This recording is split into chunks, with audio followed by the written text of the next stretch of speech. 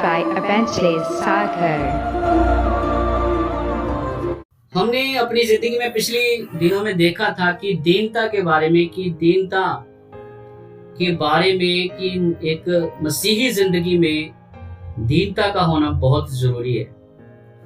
मसीही जिंदगी दीनता के बिना एक अधूरी जिंदगी है।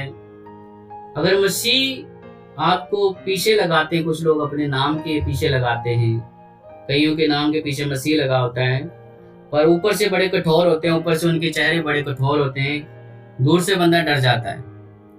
पर जब मसीह हमारे साथ लग गया तो प्रियो, हमारा चेहरा भी एक बहुत मासूमियत की तरह होना चाहिए। हमारे चेहरे से भी दिखना चाहिए कि हम मसीही लोग हैं। ऐसे नहीं कि लोग हमें भूतों की तरह देखें कि ये तो जल्लाद सा लग रहा है। थोड़ा अपने आप को चेंजेस करना। आइए देखते हैं परमेश्वर के वचन में कि किस प्रकार परमेश्वर के वचन हमें सिखाते हैं दीनता के बारे में और किस प्रकार से हमें अपनी जिंदगी में दीनता को जीना है। देखते हैं मत्ती की अंजील उसका 8 अध्याय उसका 5 वचन। 8 अध्याय उसका 5 वचन से मैं इस प्रकार लिखा है उसमें कि जब यीशु मसीह कफरनहूम में आया तो एक सूबेदार था। उसने उसके पास आकर विनती की, हे प्रभु, मेरा सेवक घर में लकवा रोग से बहुत दुखी पड़ा है। उसने उससे कहा, मैं आकर उसे चंगा करूंगा। यहाँ पर सीखने वाली 2 से 3 बातें हैं इस आयत में कि एक सूबेदार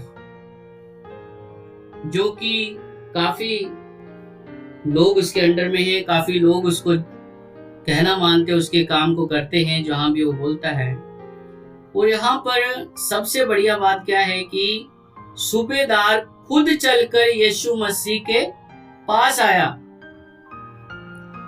वह कफरनहूम में से आया तो सूबेदार उसके पास आकर, वो पास तो आया ही आया, जबकि वो एक अधिकारी है, जबकि वो एक सूबेदार भी है, तो वो यीशु मसीह के ऊपर भी एक कमांड कर सकता था। क्योंकि यीशु मसीह की जिंदगी के बारे में अगर हम देखें तो वो एक बड़ई का बेटा था। तो एक सूबेदार था, ये हो सकता था कि ये यीशु मसीह पर भी कमांड करता, उसको भी बोलता कि तू मेरा कहना मान।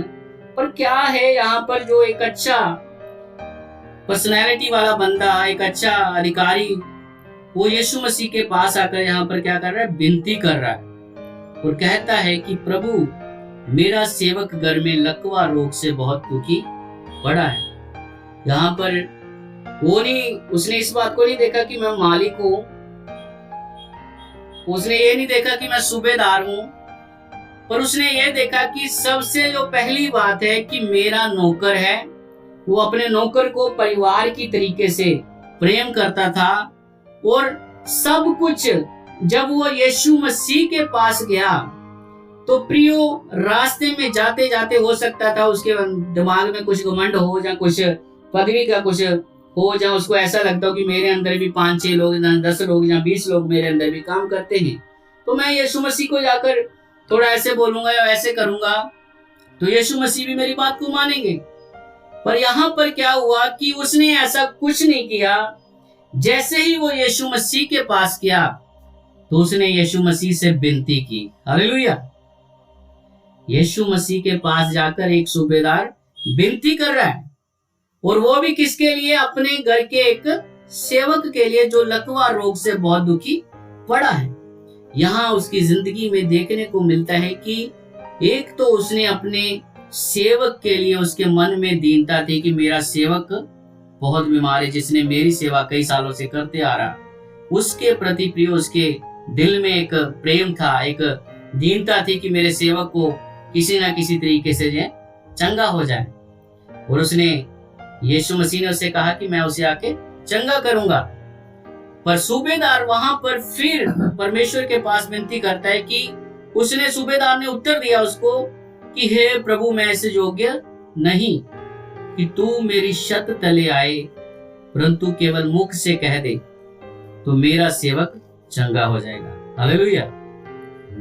बहुत अच्छी बात है प्रियो कि यहाँ पर सूबेदार ने फिर अपने आप को नमन किया कि प्रभु, मैं तो एक तुच्छ व्यक्ति हूँ, प्रभु मैं इस योग्य भी नहीं कि तू मेरी शत चले आए, क्योंकि वो जान गया कि मैं किस व्यक्ति के पास आज खड़ा हूँ।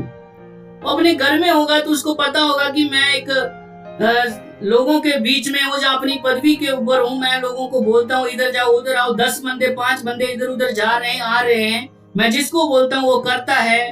तो वो परमेश्वर प्रभु यीशु मसीह को बोलते केवल अपने मुख से कह दे पिता हे परमेश्वर तो मेरा सेवक चंगा हो जाएगा, क्योंकि मैं भी पराधीन मनुष्य हूँ और सिपाही मेरे अधीन है। हालेलुया, सिपाही उसके अधीन है प्रियो। वो कहता है एक को बोलता हूँ जा तो वह जाता, और दूसरे को बोलता हूँ तू आजा तो वह आता है, और जब अपने दास से कहता हूँ यह कर तो वह करता है। ये सुनकर प्रियो यीशु मसीह इतने खुश हो गए और इतने हैरान हो गए कि एक सूबेदार मेरे पास आकर अपने सेवक के लिए इतनी दीनता को दिखा रहा है। और जो उसके पीछे आ रहे थे उनसे कहा यीशु मसीह ने वो गवाही दी उसकी कि मैं तुमसे सच सच कहता हूं मैंने इस्राएल में भी ऐसा विश्वास नहीं पाया। हालेलुया प्रियो, यहाँ पर बहुत ज्यादा जब हम इसको पढ़ेंगे आज मसीह जगत में क्या हो रहा है, हमें थोड़ा बहुत कुछ पदवी क्या मिल जाती है, थोड़ा बहुत हमारे पास कुछ पैसा क्या आ जाता है, तो हमारे अंदर पहले तो हम बड़े परमेश्वर के चरणों में झुक झुक कर प्रार्थना करते, प्रभु यहाँ से बरकत दीजिए, प्रभु वो रास्ता खुल नहीं रहा, प्रभु उसको खोल दीजिए, सारे बंधन पास्टर जी आप प्रार्थना कीजिए कि खुल जाएं, जो भी बंधन हमारी जिंदगी में या हमारे परिवार की जिंदगी पर है वो सारे शाप दूर हो जाएं। जैसे ही प्रियो सारे बंधन दूर होते हैं, नए नए रास्ते परमेश्वर आपकी दुआ के द्वारा पास्टर की दुआ के द्वारा खोल देता है। तो जब पैसा आ जाता है तो हमारी दीनता सब खत्म हो जाती है। हम फिर क्या करते हैं, हम अपनी असली रूप में आ जाते हैं कि हाँ अब मेरे से कोई भी कम, मैं किसी से कम नहीं हूं, अब मैं पिछली जगह पे नहीं बैठूंगा, मैं आगे होके बैठूंगा थोड़ा। तब हमारा चेहरा वो सूबेदार था प्रियो, कोई आम बंदे की बात नहीं कर रहा, किसी आम शख्स की बात नहीं कर रहा मैं। आज हम थोड़ी सी कुछ ऊपर पदवी पर क्या लग जाते हैं, हमारे चेहरे हमारे बोलने का तरीका बदल जाता है, हमारी आवाज ही पता नहीं किधर किधर को चलने लग जाती है, जुबान ही पता नहीं क्या क्या बोलने लग जाती है। पर वो सूबेदार होकर प्रियो यीशु मसीह के सामने विनती कर रहा है, सिपाही उसके अधीन है, सब कुछ उसके अधीन है, फिर भी यीशु मसीह के सामने गिड़गिड़ा रहा है, प्रभु मैं इस योग्य भी नहीं कि तू मेरी छत तले आए। कितना धन्य व्यक्ति है, यीशु मसीह भी उसकी गवाही देते हैं। आज क्या प्रभु हमारी गवाही दे सकते हैं? क्या आज हम थोड़ा कुछ पाकर परमेश्वर में अभी तक वफादार हैं? क्या आज हमारी जिंदगियां परमेश्वर में उसकी अधीनताई में दीनता में हैं? क्या आज हमारे सारा जो भी हमने परमेश्वर से आशीषें पाई उसको दीन होकर हम संगति में दीनता के साथ अपने परिवार के साथ बैठते हैं? नहीं प्रियो, इसीलिए परमेश्वर प्रभु यीशु मसीह ने उसी अगली आयत में बोलते हैं, परंतु राज्य के संतान बाहर अंधकार में डाल दिए जाएंगे, वहां रोना और दांतों का पीसना होगा। तब यीशु ने सूबेदार से कहा, जा जैसे तेरा विश्वास है वैसे ही तेरे लिए हो गया। हालेलुया। आज जितने लोग यीशु मसीह को जानते हैं, जितने लोगों को कई साल हो गए मसीह में चलते चलते, बाइबल में लिखा है कि हम उसके आत्मा में अंश करके बदलते जाते हैं। हम जब स्टार्टिंग करते हैं तो बड़ी दीनता के साथ हमारी स्टार्टिंग होती है, जब 2 4 साल 5 साल हमें हो जाते हैं तो हमारी दीनता से कुछ और ही बाहर निकलने लग जाता है प्रियो। हम और भी कुछ बन जाते हैं कि हम तो पता नहीं क्या सीख गए, हमें पता नहीं क्या पता चल गया, कौन सा मंत्र हमारे पास आ गया है। इसीलिए परमेश्वर के वचन में लिखा, राज्य के संतान बाहर अंधकार में डाल दिए जाएंगे प्रियो। जितने लोग घमंडी होकर अपने आप को बड़े याजकीय पद के तौर पे समझ रहे हैं प्रियो, वो समझ रहे कि मुझे सब कुछ पता चल गया, मैं किसी बात से भी कम नहीं हूँ। ऐसा घमंड अपनी जिंदगी में मत लाइए प्रियो, क्योंकि परमेश्वर जितने भी लोग ये राज्य की संतान कौन है जो पक्के मोहर लगा के बैठ गए कि हम तो सीधा स्वर्ग की टिकट ले चुके हैं। यह राज्य की संतान के बारे में परमेश्वर बोल रहा है कि वह सब अंधकार में डाल दिए जाएंगे। वहां कुछ नहीं है, रोना और दांतों का पीसना। इसलिए सूबेदार की तरह प्रियो अपने आप को दीन कीजिए, अपने आप को नम्र कीजिए। आपके चेहरे सूबेदार के, जिसके अंदर सिपाही काम कर रहे हैं, उसका चेहरा कैसे होगा? वो एक शासक के अधिकारी है, उसको पता है कि जिस सिपाही को कमांड देना कैसे कमांड देना है। वो आराम से नहीं कमांड देता होगा, जोर से बोलता होगा चल उधर चल, ये काम कर, तू इधर आ भाई, बहुत तौर तरीके से बोलता होगा। पर यीशु मसीह के जब पास आ गया तो वो एक नम्र हृदय के साथ, दीनता के साथ उसके सामने आता है। क्या आज हम जब यीशु मसीह के पास आते हैं, संगतियों में आते हैं, क्या अपने जिंदगी को हम उस तरीके से नम्र करते हैं, उस प्रकार से दीनता में लाते हैं? नहीं प्रियो, हम बहुत छाती चौड़ी करके बैठे होते हैं कि हम बस परमेश्वर और मैं, बस और कुछ नहीं। ऐसी बातें मत दोहराइए, क्योंकि परमेश्वर अभिमानियों से घृणा करता है। पहला पत्रस 5:5 आयत में इस प्रकार लिखा है कि इसी प्रकार हे नवजुको तुम भी प्राचीनों के अधीन रहो, वरन तुम सब के सब एक दूसरे की सेवा के लिए दीनता से कमर बांधे रहो, क्योंकि परमेश्वर अभिमानियों का विरोध करता है परंतु दीनों पर अनुग्रह करता है। हालेलुया। प्रियो, जितने भी नए युवक हैं वे सब प्राचीनों से उनकी सेवा में लगे रहें, और जितने प्राचीन हैं वो भी नवयुवकों के साथ अच्छे से बर्ताव करें, और जितने लोग भी आज यीशु मसीह पर विश्वास करते हैं वो सब नम्र हो जाएं, क्योंकि परमेश्वर के वचन में लिखा है कि परमेश्वर अभिमानियों का विरोध करता है। यदि आप आज घमंड की परिस्थिति में हैं, यदि आज आपकी आंखों में घमंड है, आपके चेहरे में घमंड है, तो अपनी आंखों को सही तरीके से चलाएं, अपने आप को सही तरीके से चलाएं, अपनी आंखों को बदलना शुरू कीजिए प्रियो, अपने आप को बदलना शुरू कीजिए, क्योंकि परमेश्वर अभिमानियों से घमंड करता है और दीनों पर अनुग्रह करता है। हालेलुया।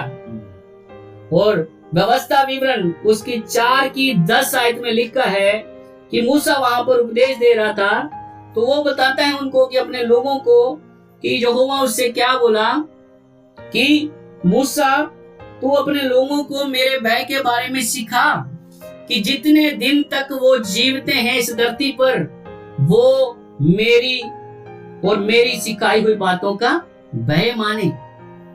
और एक आयत और भी लिखी उसमें कि वो अपने बच्चों को भी सिखाए। हालेलुया। आज हमारे बच्चे क्यों नहीं सीखते प्रियो दीनता की ऐसी कुछ बातें, बाइबल की कुछ बातें? क्योंकि हम बच्चों को पूरी छुट्टी दे के रखते हैं, हम बच्चों को बिठाना नहीं चाहते। हम बोलते कि बच्चे जा, मेरा प्रार्थना का समय। धीरे धीरे बच्चा बड़ा होता है, जब तक उसका बैठने का टाइम आता है तब तक उसका भी मन नहीं लगता, फिर वो भी चंचल स्वभाव का बन जाता है। इसीलिए प्रियो वहां वचन में लिखा है कि तू अपने बच्चों को भी सिखा, अपने बच्चों को भी ये बातें सिखाना शुरू कीजिए, ताकि जब आपका बच्चा 10-15 साल का हो तो वो ऐसे भागे ना, बल्कि आपके साथ मिलकर परमेश्वर के महिमा करे। और भजन संहिता उसका 51 अध्याय 17 वचन में इस प्रकार लिखा है कि टूटा हुआ मन परमेश्वर के योग्य बलिदान है, क्योंकि टूटे हुए मन को परमेश्वर तुझ नहीं जानता प्रियो। यदि हम टूटे मन से परमेश्वर के सम्मुख आते हैं प्रियो, तो हमारे लिए बहुत सारे रास्ते खुल जाते हैं। जो रास्ते हमने सोचा नहीं है वो सब रास्ते हमारे लिए खुल जाते हैं प्रियो। जो मार्ग हमारे लिए बंद हैं वो मार्ग हमारे लिए खुल जाते हैं। लिखा है तू टूटे और पीसे हुए मन को तुच्छ नहीं जानता। हमारा परमेश्वर प्रियो टूटे और पीसे हुए मन को कभी तुच्छ नहीं जानता। इसलिए जब भी परमेश्वर के पास आए, जब भी मसीही जिंदगी जीते हैं, तो अपने मन को दीनता के साथ परमेश्वर के सम्मुख लाएं। उस सूबेदार की नहीं बन जाइए, उस सूबेदार की नहीं बन जाइए जो दीनता के साथ यीशु मसीह के पास आकर बोलता है कि प्रभु मैं तो पराधीन मनुष्य हूँ, मैं तो तुच्छ मनुष्य हूँ प्रभु, मैं इस योग्य नहीं कि तू मेरी छत तले भी आए। एक पदवी वाला बंदा परमेश्वर को ऐसी, यीशु मसीह को ऐसी बातें बोल रहे। प्रियो, हम लोग अपनी जिंदगियों को जांचें कि आज हमारी जिंदगियां कहां पर हैं। क्या हमारी जिंदगी में ऐसा है कि हम परमेश्वर के सामने दीनता के साथ झुककर परमेश्वर को अपनी बातों को बताते हैं? क्या हम संगतियों में जब जाते हैं तो दूसरों के साथ दीनता के साथ स्वभाव व्यवहार करते हैं? हमारे परिवारों में हम क्या दीनता के साथ चलते हैं? हमारे मोहल्लों में क्या हम दीनता के साथ चलते हैं? प्रियो, मसीही जिंदगी कोई ऐसा नहीं है कि एक टाइटल अपने नाम के पीछे लगा लिया कि हम मसीह हैं। मसीह जिंदगी ऐसी नहीं है कि बस सागर के साथ मसीह लगा लिया तो ये भी मसीह बन गया। नाम के मसीह मत बनिए, काम के मसीह बनिए, क्योंकि दीनता यीशु मसीह ने यहाँ पर काम करके दिखाया है। यीशु मसीह ने दीनता को अपनी जिंदगी में पूरा करके दिखाया। प्रियो, वो स्वर्ग का परमेश्वर, यो परमेश्वर अपने आप को इतना नीचे गिरा दिया उसने कि वो हमारे लिए पापी बन गया। प्रियो, वो स्वर्ग का परमेश्वर हमारे लिए उसके ऊपर कोड़े पड़े। उस स्वर्ग के परमेश्वर ने हमारे लिए गालियों को खा लिया। और कितना दिन हो गया वो, उसने हमारे लिए सब बातों को किया कि वो हमारी जिंदगी में भी इस दीनता को ला सके। आइए थोड़ी देर प्रार्थना करते हैं और अपनी जिंदगियों को परमेश्वर के हाथों में सौंपें और प्रभु हमारी जिंदगी में इस दीनता को लाएं और हम सब अपनी जिंदगियों में इस दीनता को सीख सके। आइए थोड़ी देर अपने मुंह को खोलकर प्रार्थना करें। Hallelujah, hallelujah. ईश्वर प्रभु यीशु मसीह, एक बार फिर से